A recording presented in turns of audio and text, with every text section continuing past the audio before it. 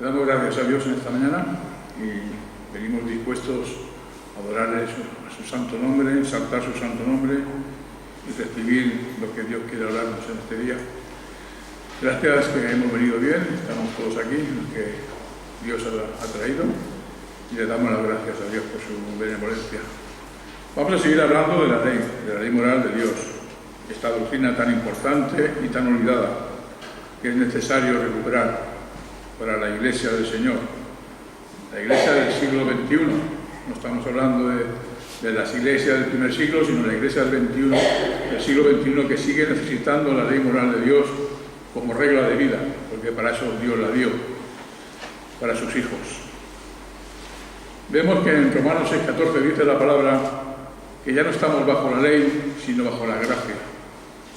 Y este versículo, tomado aisladamente por los antinomianos, lo usan como un lema para decir que ya no tenemos los creyentes vínculo ninguno con la ley.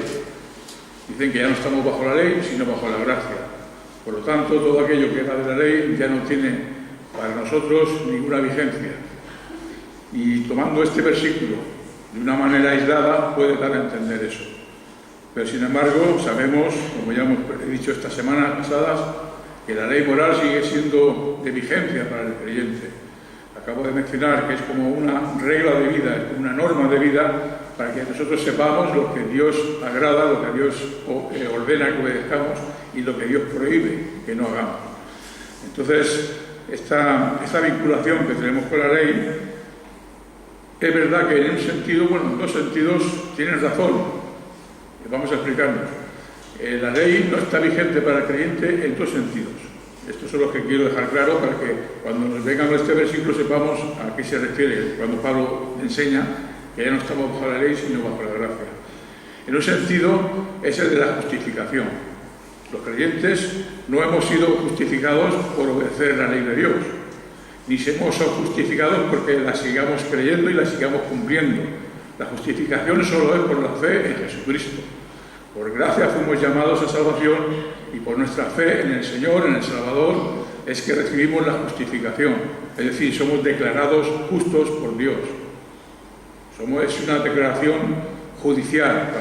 Cuando un juez declara a alguien inocente, no quiere decir que en el fondo no haya sido hecho culpable, no haya sido culpable, sino que el juez lo declara inocente y a partir de ese momento aquel reo es libre. Por lo tanto, no significa que haya sido hecho bueno por esa declaración, sino que ha sido declarado simplemente inocente, aunque el juez no sabe si en el fondo ha sido culpable o no. Pero las pruebas demuestran unas cosas y el juez da su sentencia y dice: lo declaro libre, lo declaro inocente, y esa declaración hace que aquel hombre pueda salir del juicio y irse a su casa. Pues esta declaración de que somos justificados no viene por obedecer las obras de la ley. El creyente no es justificado por eso, no ha sido justificado por eso, ni sigue siendo justificado por obedecer la obra de la ley. Aunque prediquemos aquí ahora, en esta semana, que debemos obedecer la ley de Dios, no es para nuestra justificación. Somos simplemente justificados por la fe en Jesucristo. Como dice Gálatas 2:21, dice: no rechazo la gracia de Dios, porque si por la ley fuera la justicia, es decir, si pudiéramos adquirir la justicia por medio de la ley, entonces Jesús murió en vano. Esta es un raciocinio, un razonamiento claro y preciso. Si nosotros nos justificáramos, fuéramos hecho justicia de Dios por obedecer la ley, ¿para qué murió Cristo? Esto es lo que Pablo está diciendo. Así que nosotros en el asunto de la justificación no somos justificados por la ley. Y en este sentido, los creyentes la ley ha sido abolida para nosotros. Y en otro sentido que ha sido la ley abolida para nosotros es en el tema de la condenación. Nosotros ya estamos libres de toda condenación, porque hemos puesto nuestra fe en Jesucristo, nuestro Salvador. Y para aquellos que han puesto su confianza en la persona y en la obra de Jesús, ya no hay condenación. No hay condenación para los que están en Cristo Jesús, dice la palabra, dijo Pablo. Entonces, dice también aquí en 3:12, pero el Mesías nos libertó de la maldición de la ley. La maldición quiere decir, de la ley significa que la ley ordena que cumplamos los 10 mandamientos de Dios perfecta y continuamente. Y la maldición de la ley consiste en que ningún ser humano la puede cumplir. Pero como la ley ordena que los cumplamos y no la podemos cumplir, ahí está la maldición, que somos declarados culpables delante de la ley de Dios por no poder cumplirla. Y esa es la maldición de la ley. Lo dice Pablo en Gálatas 3:13, el Mesías nos libertó de la maldición de la ley, hecho maldición por nosotros. Él tomó la maldición y la llevó sobre su cuerpo y la llevó a la cruz. Y Él nos liberó de esa maldición de la ley. La ley no nos condena, no nos puede condenar ya porque hemos sido justificados delante de Dios, por medio de la fe. Así que en estos dos sentidos, tanto para la justificación como para la condenación, el creyente está libre de la ley. Por eso Pablo dice, ya no estáis bajo la ley, sino bajo la gracia. La ley ya no nos condena ni nos justifica. Bien, pero para entender bien cómo la ley nos afecta a los creyentes, nos afecta a los cristianos, nos obliga a los cristianos, debemos entender cómo interpretar la ley. Sabemos que los fariseos y los escribas interpretaban los mandamientos de la ley de una forma a medias, externamente solamente. No aplicaban la ley de Dios a sus corazones, sino simplemente a los hechos que se podían ver con los ojos, es decir, solo externamente. Y esa es una mala interpretación de la ley. Es una interpretación a medias. Y el Señor Jesús nos enseñó Él mismo hasta qué punto los mandamientos de Dios no solo implican los actos con nuestras manos o con los miembros del cuerpo, sino también implica los sentimientos, las obras del corazón, de la mente, de las palabras, etc. Y vemos cómo nuestro Señor Jesús nos enseñó estos principios de interpretación de la ley cuando estudiamos aquellos versículos de Mateo 5. Mateo 5, 21, dice: oísteis que fue dicho a los antiguos, no matarás, y cualquiera que mate quedará expuesto al juicio. Pero yo os digo que cualquiera que se enfurezca contra su hermano quedará expuesto al juicio, y cualquiera que diga a su hermano raca quedará expuesto ante el Sanedrín, y cualquiera que diga moré quedará expuesto al fuego eterno, del fuego del infierno. Aquí vemos cómo Jesús interpretó el quinto mandamiento. Y aquí tenemos que debemos aprender cómo Jesús lo interpretó para que nosotros lo interpretemos exactamente igual que hizo Jesús. Debemos aprender cómo Jesús y los apóstoles interpretaron los mandamientos de Dios. Ellos no lo hicieron a la manera de los fariseos. Jesús vino a dar la verdadera dimensión y el verdadero alcance a cada uno de los mandamientos de Dios. Y cada uno de los 10 mandamientos están implicados estos principios que Jesús enseñó. Lo vamos a ver ahora. Vemos cómo el primer principio que podemos enunciar es: los pecados prohibidos y los deberes ordenados en el Decálogo se extienden a todas las facultades de nuestro ser. Repito, todos los pecados que Dios prohíbe en la ley, en los 10 mandamientos, y todos los deberes que Dios nos manda que hagamos, están implicados todas las facultades del ser humano, no solo los hechos, no solo lo que se ve, no solo externamente. Todo lo que decimos con nuestra boca, todo lo que vemos con nuestros ojos, todo lo que oímos, todo lo que pensamos, todo lo que imaginamos, la motivación del corazón, las intenciones del corazón, la voluntad, todas estas cosas están implicadas en obedecer los mandamientos de Dios, en cada uno de los 10 mandamientos.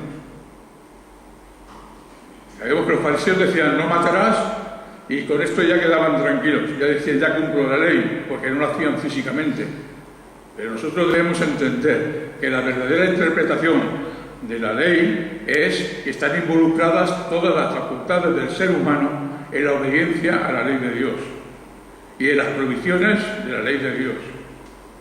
De esta manera veremos cómo es de grande la ley de Dios y cómo nos atañe tanto que quedamos ante la majestad de los mandamientos, nos quedamos mudos por no poder cumplirla en ninguna de las maneras.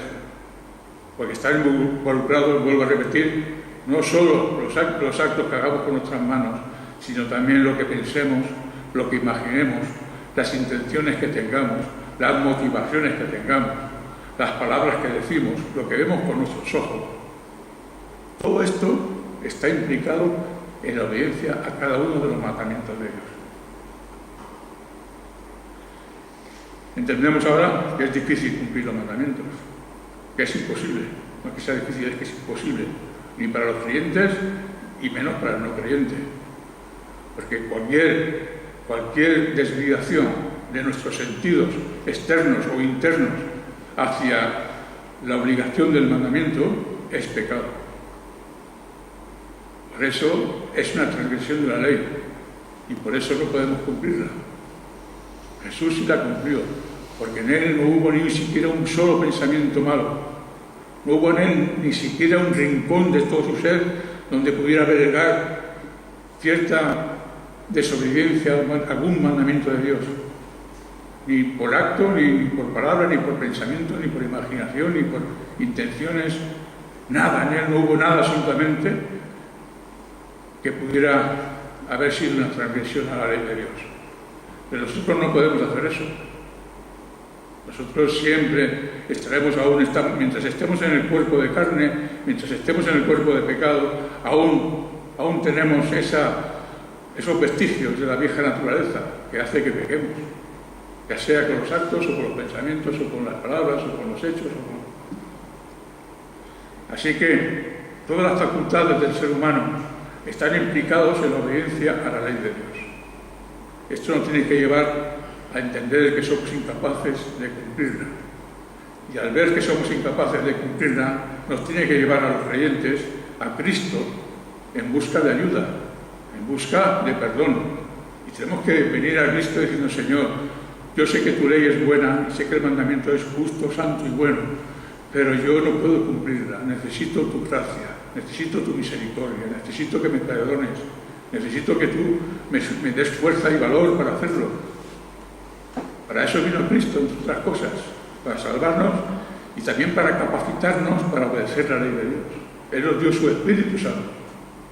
Él nos dio el Espíritu cuando Él fue subido a la gloria, nos envió al Consolador, nos envió al Espíritu de Dios. Y el Espíritu Santo es el que nos hace caminar en la ley de Dios. No podemos cumplirla perfectamente, pero sí podemos esforzarnos en cumplirla y de esa manera agradamos a Dios. Cuando Él ve nuestra sinceridad en el cumplimiento de la ley, cuando Él ve que nos esforzamos, cuando Él ve que somos sinceros y que buscamos el cumplimiento y agradar a Dios, Él se agrada de nosotros y nos bendice.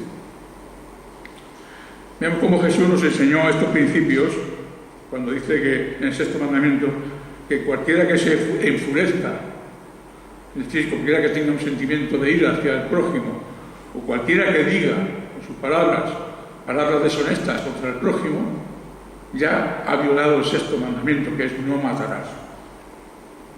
Los principios no son inventados por el hombre, es que Jesús los enseñó así. Y lo dice, con el séptimo mandamiento ocurre lo mismo.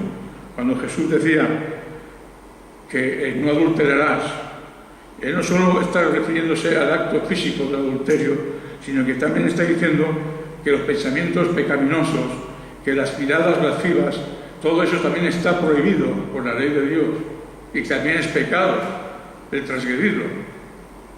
Vemos como también Jesús aquí nos enseña el séptimo mandamiento, que el mandamiento no solo es la letra del mandamiento no matarás, no adulterarás, sino que conlleva mucho más. En este caso, en el séptimo, está incluida las miradas lascivas, las miradas lujuriosas, las intenciones del corazón, los deseos malos del corazón, todo eso está incluido en el mandamiento. Así que este principio de que toda labor, toda obra, todo mandamiento que Dios nos da para que lo obedezcamos, dice el enunciado, también está implícito el pecado contrario para que no lo hagamos. Me explico, me voy a explicarme mejor. Si Dios nos manda, por ejemplo, en el tercer mandamiento, no tomarás el nombre de Dios en vano, también está implícito el que no podemos blasfemar el nombre de Dios. Y también está implícito, esto es una prohibición, ¿verdad? No tomarás el nombre de Dios en vano. Es un mandamiento que prohíbe algo. Pero está implícito la obediencia al mandamiento positivo contrario a este mandamiento.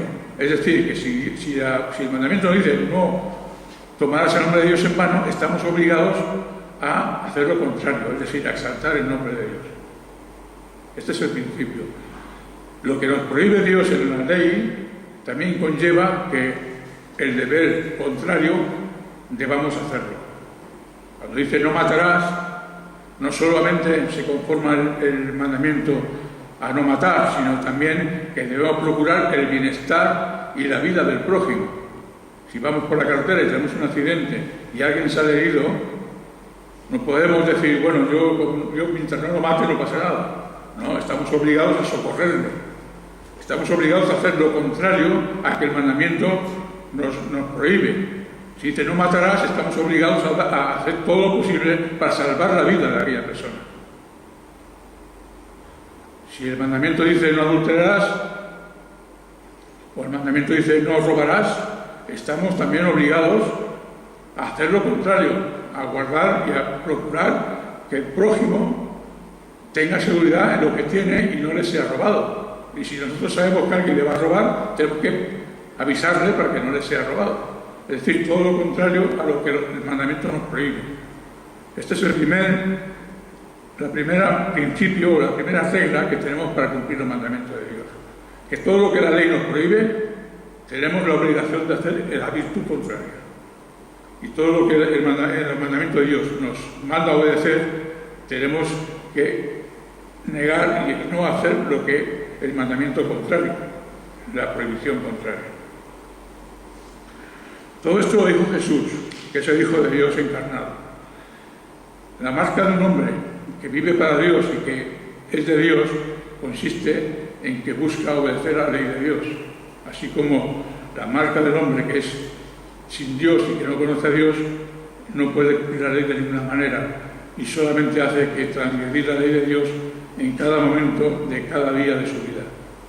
Esta es la diferencia. El creyente busca agradar a Dios cumpliendo la ley. El no creyente no se sujeta a la ley de Dios y tampoco puede. Dice Romanos 8:7.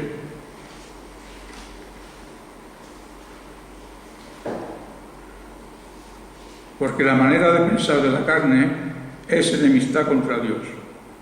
No se sujeta a la ley de Dios porque tampoco puede. ¿Quiénes son enemigos de Dios? Los que no se sujetan a la ley de Dios. O sea que cualquiera que viva sin sujetarse, sin guardar, sin cumplir los mandamientos de Dios, es constituido enemigo de Dios. Porque la manera de pensar de la carne es enemistad contra Dios. Porque no se sujeta a la ley de Dios, porque tampoco puede hacerlo. El hombre inconverso no puede cumplir la ley de Dios, pero el creyente sí. No a la perfección, pero tenemos de parte de Dios el Espíritu Santo que nos ayuda a obedecer y a guardar los mandamientos de Dios. Así que vemos como la ley nos fue dada para que nosotros al mirarnos en ella veamos nuestra incompetencia. Y al ver nuestra incompetencia en cumplirlas, esto nos lleve a pedir perdón al Señor Jesucristo como nuestro Salvador. Y de esa manera la ley es un tutor que nos lleva hasta Cristo. Y en Cristo entonces recibimos por gracia y por la fe el perdón de nuestros pecados. La ley no nos puede perdonar nuestros pecados y ni siquiera nos da la fuerza para que la cumplamos. Pero Cristo sí, Cristo nos da el perdón de pecados y nos da el Espíritu Santo para que podamos cumplir con la ley de Dios. Así que el primer principio, la primera regla consiste en esto, en que todo pecado prohibido conlleva la virtud contraria que nos es mandada. Y todo mandamiento que es mandado en la ley conlleva también la prohibición del pecado contrario a lo que Dios nos manda. Segundo principio, cuando un pecado es prohibido en el decálogo, el deber opuesto también es prohibido. Así que vemos que en la ley hay 10 mandamientos. 2 son negativos, 8 son positivos.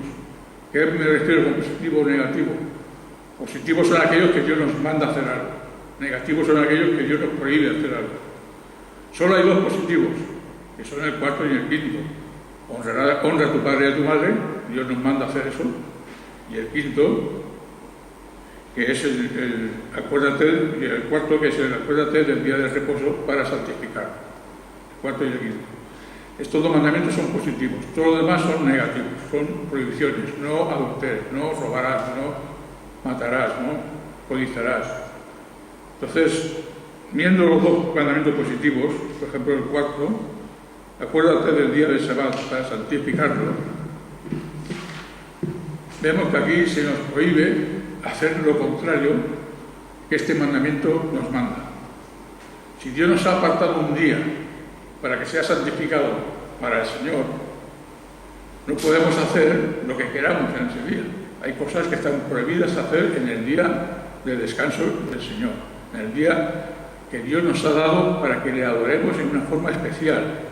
Dios ha separado ese día de entre los 7 para que sea santificado, es decir, puesto aparte, puesto separado de los demás días. Esto es lo que significa santificar el día del Señor. Santificar es ponerlo aparte, hacer diferencia entre ese día y los restantes 6 días. Entonces Dios nos obliga, nos dice y nos manda que guardemos el día del Sabbat. El día del reposo cristiano en este caso, no es el día de reposo de los judíos, el día de reposo cristiano, el día de descanso, el día del Señor. Tenemos que guardarlo para santificarlo, no para hacer lo que nosotros queramos, sino para santificarlo para Dios, para apartarlo para Dios. Y esto lo podemos ver de una manera maravillosa en Isaías 58, versículo 13. Aquí vemos cómo Dios nos manda a hacer este mandamiento de una manera preciosa y es un versículo que es maravilloso, para que nos enseña cómo Dios se place en que guardemos el día del Señor. Isaías 58, 13. Si detienes tus pies en el Sabbat para no hacer lo que te plazca en mi día santo, si llamas al Sabbat tu delicia, santo, glorioso de Yahvé, y lo honras, no yendo en tus propios caminos, ni buscando tus propios placeres, ni hablando de tus propios asuntos. Dice luego, entonces Yahvé será tu delicia. Fijaros, el mandamiento es, acuérdate del día del Sabbat para santificarlo. Pero aquí Isaías nos enseña que también ese día implica que no hagamos ciertas cosas. ¿Qué cosas? Fijaros, para que no hagas lo que te plazca. No hagas lo que tú quieras. No podemos hacer lo que queramos en el día del Señor. En mi día santo le llama a Dios. Y lo honras no yendo en tus propios caminos. En el día del Señor no podemos hacer lo que queramos, ir donde queramos y hacer en ese día lo que queramos nosotros. Simplemente, ¿por qué? Porque es el día del Señor. Dios lo ha apartado para sí y quiere que su pueblo en ese día lo dedique para Él. Así que no podemos hacer lo que nos plazca, ni podemos caminar en los caminos que nosotros queramos, ni busquemos nuestros propios placeres. Dice un poco más adelante. El día del Señor no está hecho para ir al cine, no está hecho para ir a ver el fútbol, al campo, no está hecho para ir a la playa. Este día del Señor es apartado de los demás 6 días. Es diferente. Si hacemos en el día del Señor lo mismo que hacemos en los días 6 restantes, lo haríamos un día común y corriente. Pero el Señor nos manda que apartemos ese día para Él. Y será un gozo y es una delicia. No es un mandamiento para que sea muy duro de llevar, al contrario, es que si lo hacemos será una delicia para nosotros. Dios nos va a bendecir de forma especial si guardamos su día. Lo podemos comprobar. Si guardamos el día del Señor, para Él, comprobaremos que verdaderamente en ese día Dios da más bendición. Os pongo la prueba. Yo ya lo he probado y la verdad es que funciona. Funciona que guardemos el día del Señor para Él y que estemos ocupados en los asuntos del Señor. No solo la hora del culto, que tenemos que venir al culto, claro que sí, Pero durante el resto del día, ¿qué hacemos? ¿Dormir? ¿Ver la tele? No. Si dedicamos ese día para la gloria de Dios, para estar en comunión con Él, para tener una relación estrecha con Él, para buscar el rostro de Dios, ese tiempo Dios te lo va a bendecir doblemente. Porque es una delicia para Él y para ti lo será también. Y Yahvé será tu delicia. Así que vemos cómo el mandamiento es santificar el día de reposo, pero ese mandamiento también trae prohibiciones. No hacer lo que nos plazca, no hacer lo que buscando nuestros propios placeres, ni hablando de nuestros propios asuntos. Y lo mismo ocurre con el quinto mandamiento: honra a tu padre y a tu madre para que tus días se alarguen en la tierra que Yahvé tu Dios te da. Esto está en la ley, Éxodo 20:12. Honra a tu padre y a tu madre, y tiene una promesa, para que tus días se alarguen en la tierra que Yahvé tu Dios te da. Es un mandamiento que acompaña una promesa. Si lo cumples, hay una promesa para ti. Dios te va a dar larga vida. ¿Lo queremos? Honra a tu padre y a tu madre, para que tus días se alarguen en la tierra que Yahvé tu Dios te da.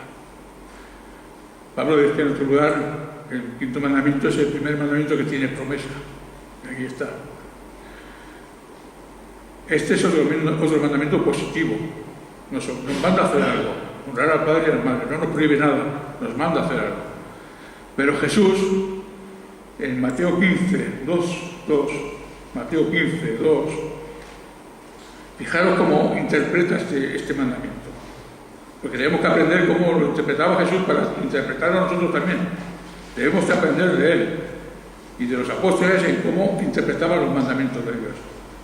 En el 15:2.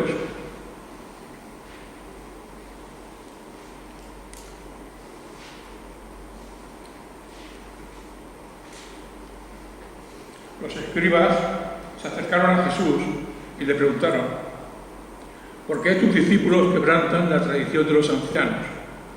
¿Por qué no se lavan las manos cuando comen pan? Fijaros que el mismo escriba, los mismos fariseos decían que sabían que el lavarse las manos antes de comer era una tradición, no era un mandamiento. No está en la ley de Dios. Era una tradición de los ancianos que habían impuesto sobre la ley de Dios. Y Jesús les responde: ¿por qué también vosotros quebrantáis el mandamiento de Dios por causa de vuestra tradición? Claro, como el mandamiento de Dios y la tradición de los ancianos era totalmente contraria. Y Dios les dice, Jesús les dice: ¿por qué quebrantáis el mandamiento de Dios por vuestra tradición? Los mandamientos son de Dios, las tradiciones son vuestras, son del hombre. Pero tiene supremacía el mandamiento de Dios a vuestra tradición. Eso es lo que Jesús está diciendo. Porque Dios, dice en el 4, porque Dios dijo: honra al padre y a la madre. Este es el mandamiento, ¿verdad? Honra al padre y a la madre. Y luego dice, y el mismo Jesús dice: y el que maldiga al padre o a la madre, muera irreversiblemente. Esto no está en el mandamiento. Esto lo añade Jesús. El mandamiento era positivo: honra al padre y a la madre, pero Jesús añade el pecado contrario al mandamiento, que es el que maldiga al padre o a la madre.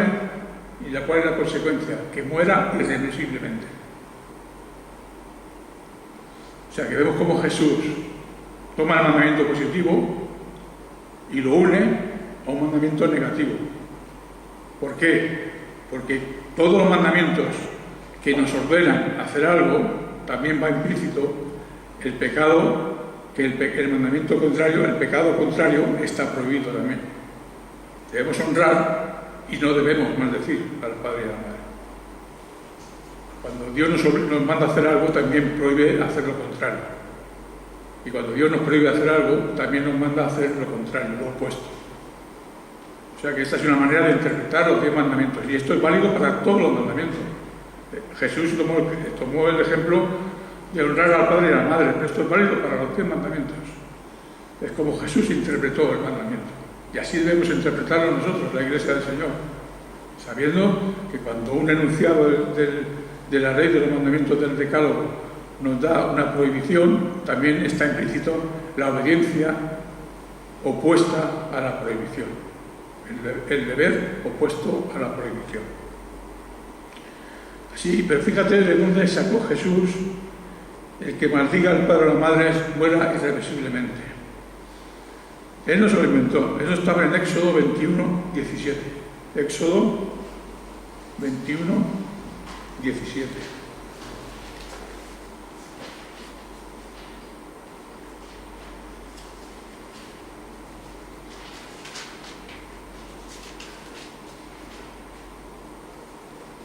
Y ahí dice: quien maldiga a su padre o a su madre será muerto irremisiblemente. Y él tomó este mandamiento y lo añadió al decálogo. Ese mandamiento de que el maldiga al padre o a la madre muera irremisiblemente está hablando de una prohibición. El mandamiento habla solo de un deber, pero Jesús no tuvo ningún problema en juntar las dos cosas, tanto el deber como la prohibición de hacer lo contrario. Así debemos interpretarlo. Toda la falta de respeto a los padres está prohibida por el quinto mandamiento. Vamos a ver otro principio, el tercero. Los pecados prohibidos y los deberes que nos ordena el decálogo se extienden a todos los pecados y a todos los deberes que pertenecen a la misma categoría. Es decir, los 10 mandamientos suelen ser una frase, menos el cuarto mandamiento, que es el día de reposo, que es más largo que ninguno, y no es casualidad. El cuarto mandamiento que habla del día de reposo es el más largo. Pero todo lo demás es: no matarás, no robarás, no adulterarás, no codiciarás. Pero estos mandamientos son solamente el enunciado, solamente es un mandamiento, por así decirlo, el más importante de la categoría. Pero luego esos mandamientos tienen una serie de pecados que están asimilados por el enunciado del mandamiento. Cuando un mandamiento se nos es prohibido, no matarás, lleva implícito otra serie de pecados que son de la misma categoría y los cuales también están prohibidos. Y cuando Dios nos manda hacer algo, como honrar al padre y a la madre, también hay otros deberes que son de la misma categoría, que también nos son ordenados para que obedezcamos. Vamos a verlo, por ejemplo, que lo veremos más fácil. Primera de Timoteo 1, capítulo 3. Perdón, capítulo 1, versículo 3. Primera de Timoteo 1, versículo 3. Vemos como la relación, cuando estudiemos, si Dios lo permite, cuando estudiemos el cuarto y el quinto mandamiento sobre la relación con los padres, veremos que este mandamiento no solo es para el padre, la madre y los hijos, sino veremos que también lleva implícito toda obediencia a toda autoridad. Los padres son la autoridad de los hijos y debemos respeto, los hijos deben respeto a los padres. Pero este mismo respeto a la autoridad está también en la misma categoría que el respeto que llevan, por ejemplo, los alumnos a su maestro, o llevan los gobernados a su gobierno, o llevan cualquier relación, por ejemplo, en el trabajo, el subordinado con el jefe. Todas estas categorías de pecados, estas relaciones tienen que ver con la misma relación que hay entre los padres y los hijos. Están todas en el mismo mandamiento. Cualquier categoría de pecado, cualquier categoría del mandamiento que nos prohíbe o nos ordena, como en este caso, que respetemos y honremos a los padres, también está implícito el que respetemos y honremos a nuestros jefes, a la policía, a los jueces. Todo está implícito porque todo está hablando de autoridad. Esto es lo que quiero decir cuando dice que hay categorías de pecado que están incluidas en el enunciado del pecado que está nombrado en el decálogo. Primero Timoteo 3, 1, 3, 11 dice: cuando pasaba a Macedonia te rogué que permanecieras en Éfeso para que mandaras a algunos que nos enseñaran diferente doctrina, ni prestaran atención a fábulas y genealogías interminables que dan pie a especulaciones más que a la realización del plan de Dios por la fe. El propósito de este mandamiento es el amor nacido de un corazón puro, de buena conciencia y de una fe no fingida, de las cuales cosas, habiendo perdido el camino, algunos se desviaron tras vanas palabrerías. Y ahora en el 7 dice, deseando ser maestros de la ley, sin entender lo que dicen ni lo que afirman tan categóricamente. ¿Qué estaba pasando en esta ciudad, en Éfeso, donde Pablo deja a Timoteo?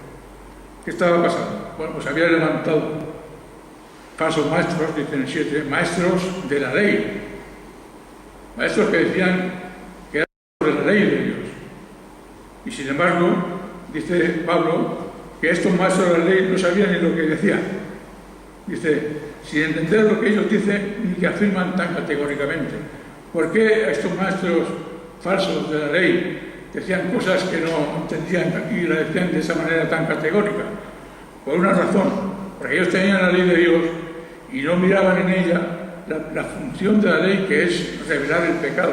La tenían como algo interesante, algo bueno de estudiar, porque encontraban cosas que a ellos les gustaban. Y sobre eso que ellos encontraban, hacían genealogías, hacían fábulas, hacían historias, de tal manera que llenaban aquella ley y la interpretaban de tal manera que solo hacían que especular con la ley de Dios.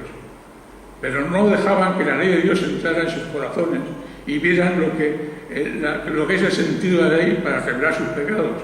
Es como los teólogos que hay incrédulos. ¿Habéis escuchado alguna vez a un teólogo incrédulo? Es algo alucinante. Ver a un teólogo que es incrédulo es alucinante. Conocen la Biblia de pe a pa, desde la primera página hasta la última. Y sin embargo no saben, no creen el Evangelio de Jesús murió por mí. Le dices eso y no saben lo que significa. Pero sí, conocen la Biblia, los datos, la historia, los detalles, lo conocen todo mejor que yo, por supuesto. Y sin embargo no entienden el Evangelio. ¿Por qué? Porque uno únicamente usa la Biblia para buscar lo que a ellos les interesa, la historia del pueblo de Israel, o la historia de la creación, o la historia de cualquier cosa menos que la Biblia les hable y les haga entender que son pecadores. Y esto es lo que hacían los maestros aquellos de la ley. Tenían la ley de Dios y especulaban sobre ella y hacían palabrería y dicha palabrería sobre la ley, pero no dejaban que la ley hiciera lo más importante, y era que descubriera sus propios pecados. Esto es lo que hacían aquellos maestros de la ley. Y luego dice en el versículo 8, nosotros, creyentes, no obstante, sabemos que la ley es buena si uno la usa legítimamente.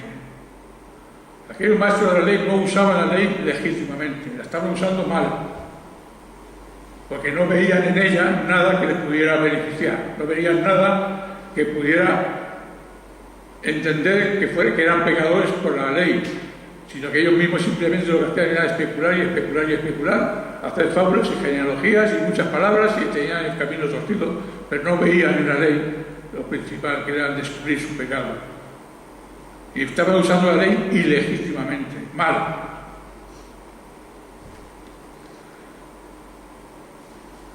Si tú o yo estamos en casa y sabemos que en España está pasando una epidemia, una enfermedad que es una epidemia y tiene unos síntomas muy claros de dolor de cabeza, mareos y malestar general y dolores musculares, y tú lo estás leyendo eso en el periódico, te puede interesar la noticia, aunque tú no tengas ninguno de estos síntomas. Pero puedes decir, es interesante en España lo que está pasando, una epidemia y una enfermedad que no saben cuál es. Pero como tú no tienes ni dolor de cabeza, ni mareo, ni tienes dolores musculares, piensas que eso no va para ti. Y lo ves como algo interesante, pero que no te afecta. Pues así ocurría con estos maestros de la ley. Hablaban y hablaban y especulaban sobre la ley de Dios, pero no veía en ellos nada que les afectara personalmente. Pero si tú estás leyendo esa misma noticia y te das cuenta que tú tienes dolor de cabeza, tienes mareos y tienes dolores musculares, tú no vas a ver esa noticia como algo interesante. Tú vas a levantar y vas a llamar al médico y vas a ir al hospital, porque tienes esos síntomas que te está hablando en la noticia. Pues así es como debemos usar la ley de Dios. Si nosotros usamos la ley de Dios simplemente como algo interesante, algo bonito en lo cual discutir o especular o mucha palabrería sobre la ley, no tiene beneficio ninguno para nosotros. Sin embargo, cuando alguien se ve en la ley como pecador, que necesita de la gracia de Dios para ser perdonado, entonces es cuando realmente esa persona pide a Cristo en busca del perdón. Cuando se ve afectado por la ley, porque la ley le acusa de pecado, le acusa de desobedecer la ley de Dios, es cuando ese hombre se viene a Cristo, cae a los pies de Cristo y busca el perdón del Señor. Pero si tú lo lees como algo interesante, jamás producirá en ti lo que la ley tenía que producir, que era recordarte y enseñarte que estás condenado por rebelarte a la ley moral de Dios. Sabiendo esto, dice el 9, que la ley no está puesta para el justo, sino para los transgresores y desobedientes. Dice, la ley no está puesta para el justo. ¿Quería decir Pablo que había personas justas que no necesitaban la ley? No, eso no es lo que está diciendo Pablo. Dice, la ley no fue puesta para el justo, no significa que hubieran personas justas y que no necesitaban ya la ley de Dios. Como dicen los antinomianos, hemos sido justificados, no necesitamos la ley de Dios. No es lo que está diciendo Pablo. Cuando Pablo dice que la ley no está puesta para el justo, no está diciendo que haya personas justas que ya no necesiten la ley de Dios. Él está usando la palabra igual que la usó nuestro Señor Jesús cuando dijo, yo no he venido a llamar a justos, sino a pecadores. Está diciendo Jesús que habían personas justas en la tierra que no necesitaban el arrepentimiento, que no necesitaban venir a Cristo, que no necesitaban el perdón de Dios. No, no está diciendo eso Jesús. Lo mismo está diciendo Pablo. No es que haya personas justas, él mismo dice en Romanos que no hay ni un justo, ni aún uno solo. Pablo sabía que no había nadie justo. Sin embargo dice, la ley no está puesta para el justo. ¿Qué quiere decir Pablo con esto? ¿Qué quiso decir Jesús con he venido a llamar a pecadores y no a los justos? Pues que todos aquellos que se creen justos no vendrán a Jesús, no vendrán en busca del perdón. Y así todos aquellos que son justos, que se piensan que son justos, no atenderán a la ley de Dios. No se verán reflejados en la ley de Dios, no se verán acusados por la ley de Dios. Por eso dice Pablo, la ley no fue puesta para el justo. Para aquel que se cree bueno, la ley no tiene ningún efecto. Pero aquellos que somos pecadores, como él dice luego, y ahora Pablo nos da los 10 mandamientos. En esta epístola a Timoteo, en el Nuevo Testamento, nos hace una relación de los 10 mandamientos y puestos por orden, conforme al decálogo. Fijaros, en el 9, sabiendo esto que la ley no está puesta para el justo, sino para los transgresores y desobedientes, para los impíos y pecadores. Es una descripción general de los pecadores. Los pecadores son transgresores de la ley, desobedientes, impíos y pecadores. Y luego ya empieza con el primer mandamiento, irreverentes y profanos. Esto se refiere a aquellos que viven sin tener una relación correcta con Dios. Es decir, que incumplen los 4 primeros mandamientos de la ley de Dios. Ya sabemos cuáles son: no tendrás dioses ajenos delante de mí, no tendrás estatuas ni imagen, no tomarás el nombre de Dios en vano, santificarás el día de reposo. Estos 4 mandamientos, los profanos e irreverentes, son aquellos que no guardan estos 4 primeros mandamientos de Dios. Son irreverentes porque no exaltan el nombre de Dios, sino que blasfeman y toman el nombre de Dios en vano. Y son profanos porque profanan todo lo que es puro y santo, y que Dios nos ha dicho en su palabra, en el decálogo, que tenemos que guardar y obedecer en nuestra relación con Dios. Pero luego empieza con la segunda tabla de la ley. Para los parricidas y matricidas. Esto es el 5º mandamiento. Honra a tu padre y a tu madre. Sin embargo, Pablo nos da la expresión peor de ese mandamiento, que es matar al padre o a la madre. Parricidas y matricidas. El mandamiento no dice nada de matar al padre o a la madre. El mandamiento dice honra a tu padre y a tu madre, que es un mandamiento positivo. Sin embargo, aquí Pablo lo toma el pecado opuesto al mandamiento, que es matar al padre o a la madre. El peor de los pecados opuestos al mandamiento de honrar al padre o a la madre, que es llegar a ser parricida o matricida. Luego dice, para los homicidas, que es el 6º mandamiento. Luego el 10, para los fornicarios y los homosexuales. Está hablando del 7º mandamiento. Pero el 7º mandamiento dice, no adulterarás. No dice nada de fornicarios ni de homosexuales. Pero Pablo lo pone. ¿Por qué? Porque son pecados de la misma categoría que no adulterarás. Y si el decálogo nos prohíbe el adulterio, también nos prohíbe los pecados que están ligados a ese mandamiento, como son la fornicación y el homosexualismo. Y vemos como también, cuando Dios prohíbe un pecado, también prohíbe todos los pecados que son de la misma categoría o familia, son de la misma especie, por así decirlo. No solo significa un mandamiento, significa todo lo que tiene que ver con ese pecado. Luego sigue diciendo, para los secuestradores. Pero es que el 8º mandamiento dice, no robarás, no dice nada del secuestro. Sí, pero hay algo más indecente que robar a una persona y llevarte a la persona y robar a la persona de su familia. De robarle a esa persona su familia, quitarle de la familia, quitarle de su tiempo, de su libertad, de su tiempo, Eso es robar. Secuestrar es robar a una persona. Es el peor pecado que se puede considerar cuando dice no robarás.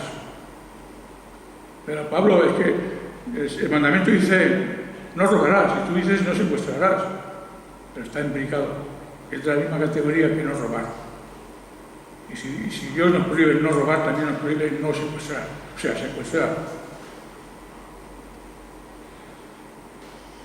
Para los mentirosos y perjuros. Esto tiene que ver con el 8º mandamiento. No levantarás testimonios falsos contra tu prójimo. Pablo es que el mandamiento dice no levantarás falso testimonio, no dice nada de mentiras ni de perjurar, pero vuelvo a repetir, son de la misma categoría. Son de la misma categoría. Todas las mentiras son de la misma categoría que el levantar falso testimonio. Y todos los perjuros igualmente son de la misma categoría que el levantar testimonio falso. O sea que Pablo incluye en los mandamientos todas las categorías de pecados que son iguales de la misma familia, de la misma categoría. Vemos cómo Pablo interpretó los mandamientos de Dios. Hemos visto cómo Jesús los interpretaba y implicaba todas las facultades nuestras como hombres en la obediencia o en la prohibición de los pecados. Todo está implicado, todo nuestro ser, en la obediencia al decálogo de Dios. Y también Pablo nos recuerda que todos los pecados están prohibidos cuando sean de la misma categoría que el pecado que está puesto en los 10 mandamientos.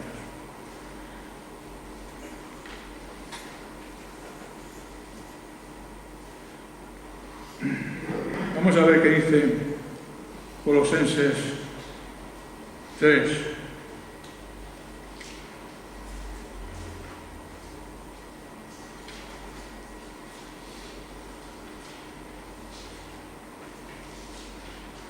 Fijaros, Colosenses 3, del 1 al 5. Dice Pablo: si pues fuisteis resucitados juntamente con el Mesías, buscad las cosas de arriba, donde está el Mesías sentado a la diestra de Dios. Poned la mira en las cosas de arriba y no en las de la tierra, porque ya habéis muerto y vuestra vida está escondida con el Mesías en Dios. Cuando el Mesías, vuestra vida, sea manifestado, entonces también vosotros seréis manifestados con Él en gloria.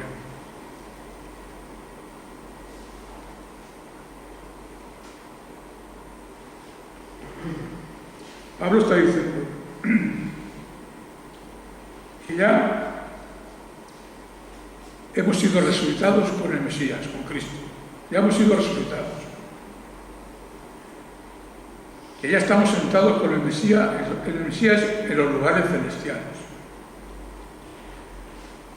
que ya nuestras vidas están escondidas en Cristo y en Dios, y que seremos manifestados en gloria cuando Cristo se manifieste. Todo eso ya, por fe, ya ha sido hecho, ya está en la mente de Dios. Nosotros no hemos llegado a este punto, pero por fe ya sabemos que esto se va a cumplir, porque en la mente de Dios ya está ordenado que esto sea así. Sin embargo, si le preguntamos ahora a un antinomiano, bueno, después de que ya estamos resucitados con Cristo, sentados a los lugares celestiales, y nuestra vida está escondida en Cristo, y que seremos manifestados en gloria, como Él, cuando Él se manifieste, ¿qué tenemos que hacer ahora? El antinomiano te dirá, nada, ya está todo hecho, ya tienes que hacer nada, ya todo está hecho, tú solo tienes que ahora vivir tu vida sin preocuparte ya de nada más, porque todo está hecho ya en el plan de Dios. Y en cierto sentido es cierto. Pero Pablo no era antinomiano, y sigue diciendo en el 5: haced morir pues lo terrenal en vuestros miembros.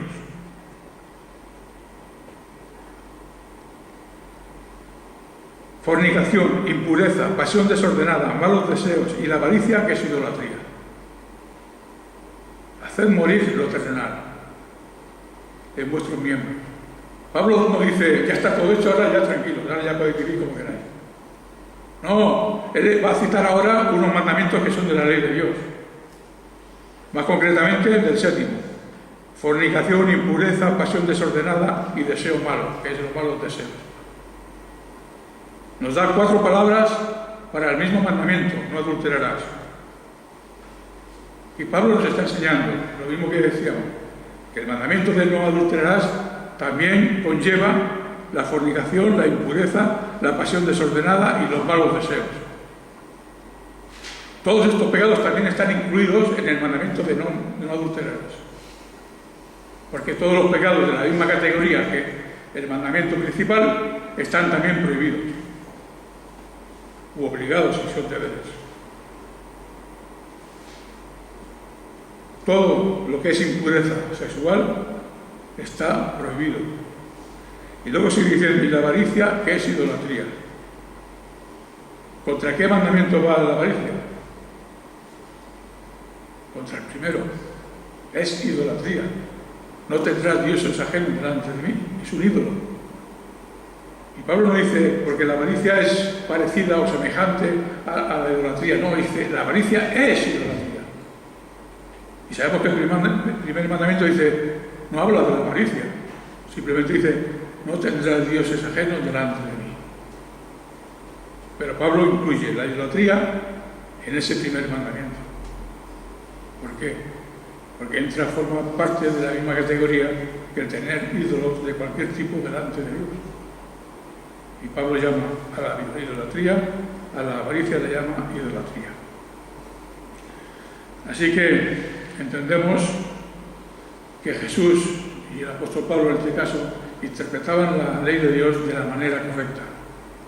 Y nosotros tenemos que interpretarlos de la misma manera que lo interpretaron ellos, Jesús y los apóstoles. No a la manera de los fariseos, cumpliendo solo la parte externa del mandamiento, sino cumpliéndola también con todas las facultades que Dios nos ha dado y que están implicadas en la obediencia y en las prohibiciones del decálogo, teniendo en cuenta también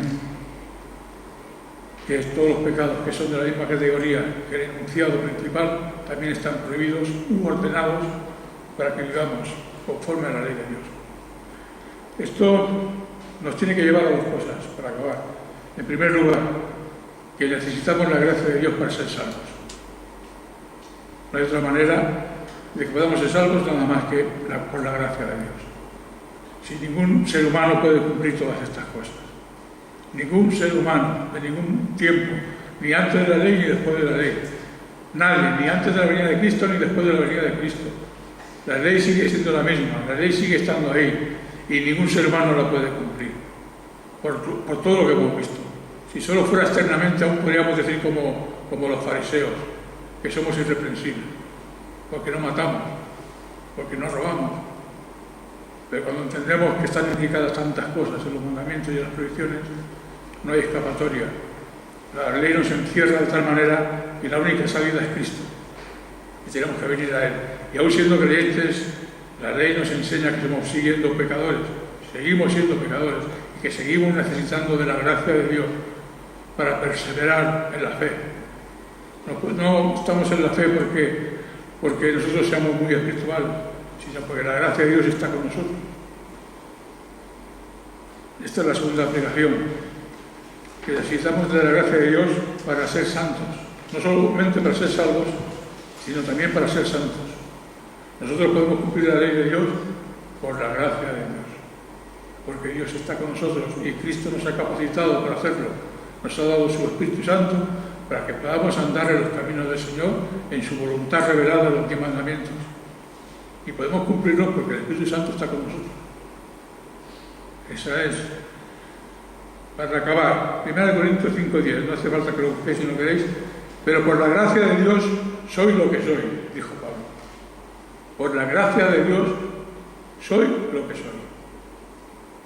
Pablo entendía que él necesitó la gracia de Dios cuando iba camino a Damasco y Jesús le llamó, haciéndole ver que él era aquel al cual Pablo estaba dando voces contra el aguijón. Y Pablo necesitó la gracia de Dios para ser salvo. Pero él, cuando escribe la carta primera a los Corintios, reconoce otra cosa. Por la gracia de Dios soy lo que soy. Él no solamente necesitó la gracia de Dios para ser salvo en aquel camino a Damasco, sino que hasta el tiempo en que Pablo estaba escribiendo esta carta, él reconocía que si era santo, que si había podido madurar en la fe cristiana, era por la gracia de Dios. Él entendió también que la gracia de Dios le capacitaba para ser santo, para vivir una vida más santa que la que cuando era fariseo. Así que necesitamos de la gracia de Dios, tanto para nuestra salvación como para nuestra santificación. De esa manera es que podemos cumplir la ley de Dios, contando con la fuerza y el poder del Espíritu Santo en nuestras vidas. Haced pues morir lo terrenal en vuestros miembros, decía Pablo.